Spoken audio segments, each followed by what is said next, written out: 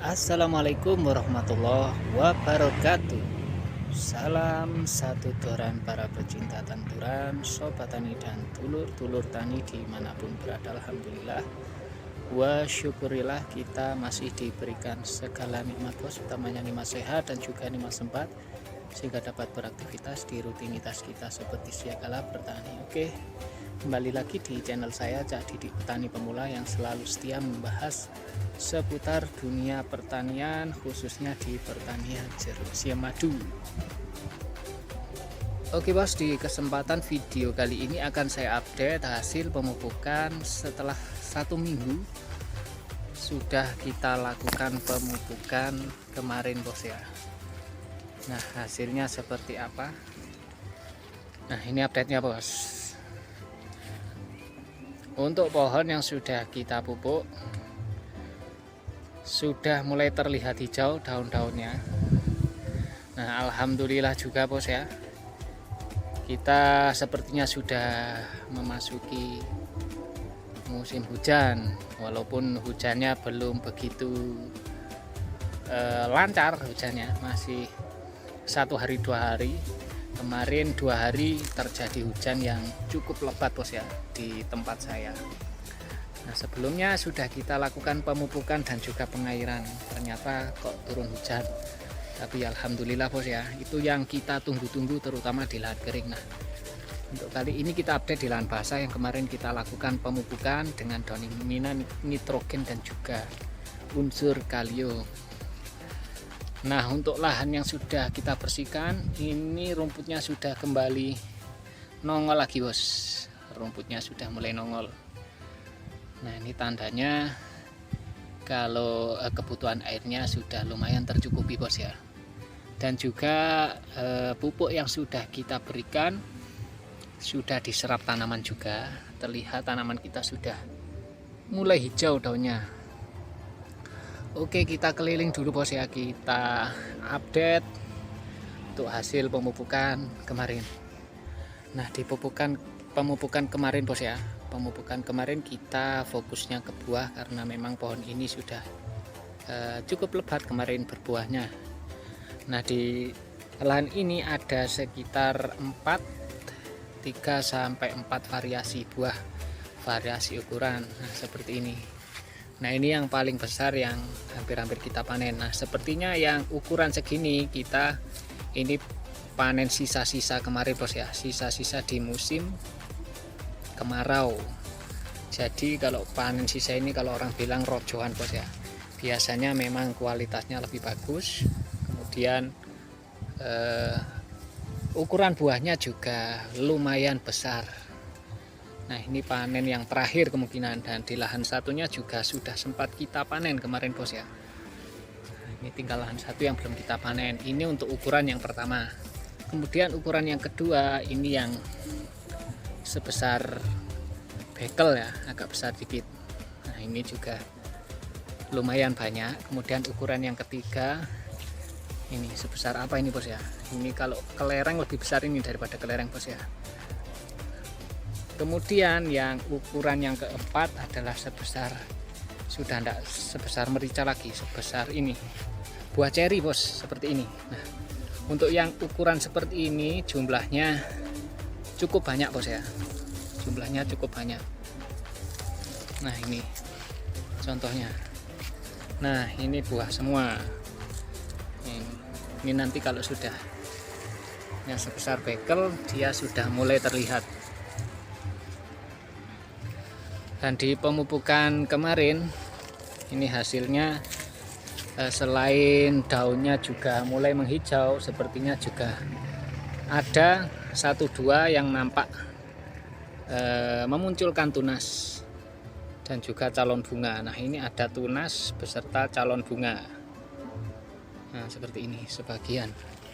Tetapi yang memang sudah berbuah lebat memang sudah tidak berbunga lagi. Kemungkinan dia juga sudah fokus ke buahnya bos ya, fokus ke buahnya. Nah, ini yang sebesar kelereng agak besar dikit, ini juga lumayan banyak bos. Nah, ini kita tinggal perawatan aja bos ya, penyemprotan rutin.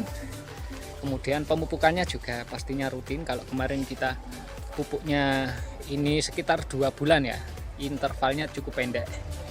Kemungkinan nanti kita lihat kondisinya dulu. Jadi kita lihat kondisi tanamannya. Kalau memang dia juga 2 bulan sudah ada tanda-tanda dia butuh nutrisi, ya sesegera mungkin kita cukupi. Kita lakukan pemupukan lagi. Nah, ini bos. Biasanya di pergantian musim seperti ini, hama yang sangat membabi buta biasanya dari jenisnya kutu-kutuan, kutu tripos ya. Jadi kita harus hati-hati ketika calon buahnya sudah sebesar ini. Biasanya kalau dia termakan hama trip ketika masih kecil, nanti hasilnya ketika dia besar, ketika kita panen, biasanya buahnya agak kusam ya, tidak bisa mulus seperti ini.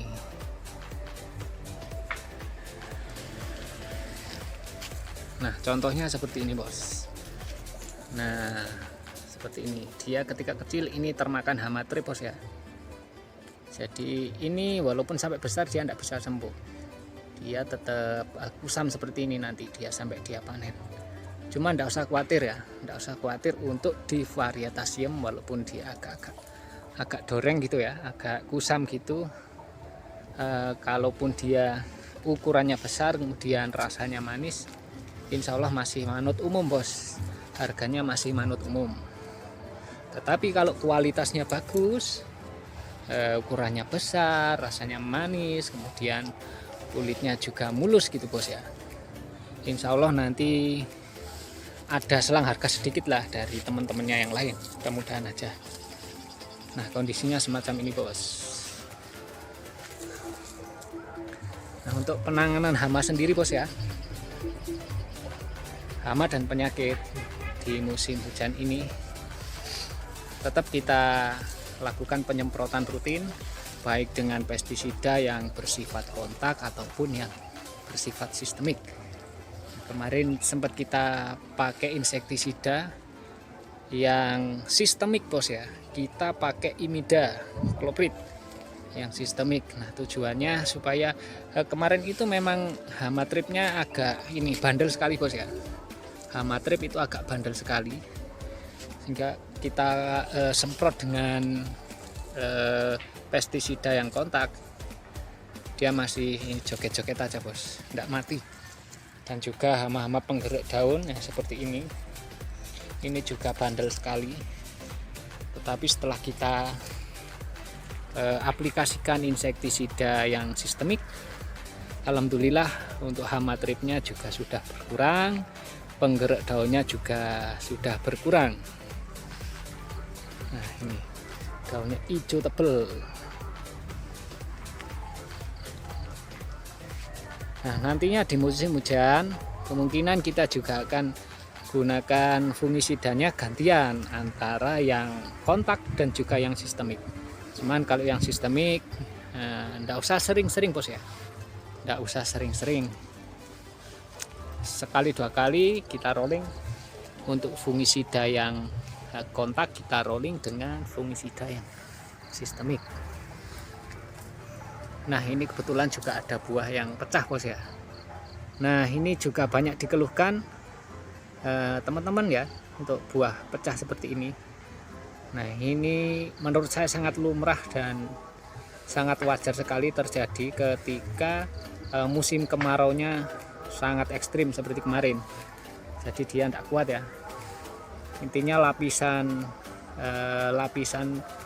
kulit atau lapisan terluarnya dia terlalu tipis, kemudian penyerapan nutrisinya yang cukup cepat, dan juga ditambah dengan cuaca yang sangat panas, kulitnya ini tidak kuat ya. Lapisan terluar dari tanaman ini tidak kuat, dari buah ini tidak kuat, sehingga banyak buah yang pecah seperti ini. Nah, ini sebenarnya bisa kita cegah dengan menggunakan kalsium. Kita gunakan kalsium, kita semprotkan. Nah, untuk fungisida sistemik, biasanya kita gunakan di musim hujan. Kalau kita ini pelajaran buat teman-teman juga ya, mudah-mudahan bisa bermanfaat juga buat teman-teman untuk pemakaian fungisida sistemik yang berbahan aktif seperti difenoconazole yang plus ZPT. Itu kita gunakan ketika tanaman ini sudah berbuah dalam fase-fase pembesaran buah. Jangan sampai fungisida sistemik dari golongan azol itu kita gunakan ketika masa vegetatif. Itu sangat keliru menurut saya, karena dia sifatnya adalah menghambat pertunasan atau pertumbuhan vegetatif. Jadi kalau masih dalam fase-fase pertumbuhan kita semprot dengan fungisida plus ZPT azol, itu dia tidak bisa bertunas bos. Tetapi kalau dia sudah di fase-fase pembesaran buah seperti ini, nah kita semprot dengan fungisida golongan azol, nantinya dia pertumbuhan vegetatifnya dia akan terhambat, kemudian nutrisi yang kita berikan dia bisa fokus ke buah, ke daun, dan lain-lain.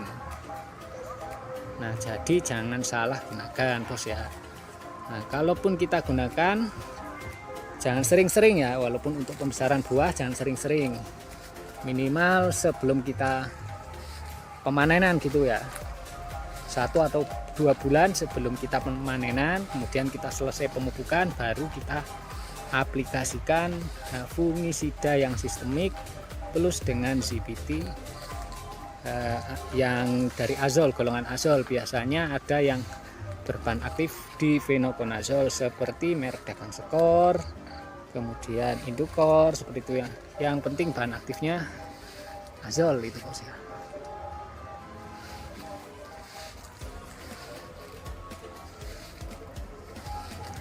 Nah itu bos ya update-nya, mungkin cukup seperti itu aja. Kita tinggal perawatan aja setelah kita sudah lakukan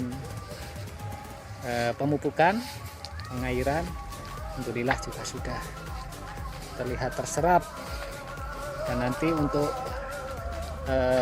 lahan, kita penanganan lahan karena sudah masuk di musim hujan, kita tidak bisa lakukan pembersihan dengan cangkul.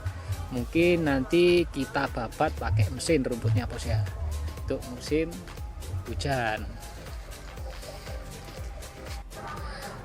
Oke bos, mungkin cukup sekian dulu ya update singkat hari ini. Video singkat update terkini pasca pemupukan, 1 minggu pasca pemupukan di lahan basah. Terima kasih dulur-dulur yang sudah menyimak video ini. Silahkan sodako jempolnya, silakan like, subscribe, komen, share, dan juga teman-teman yang baru bergabung di channel saya, silakan tekan tombol loncengnya supaya tidak ketinggalan video terbaru dari Cak Didik Petani Pemula. Oke dulur, terima kasih. Tetap semangat bertani, jangan dikasih kendor. Salam satu doa. Wassalamualaikum warahmatullahi wabarakatuh.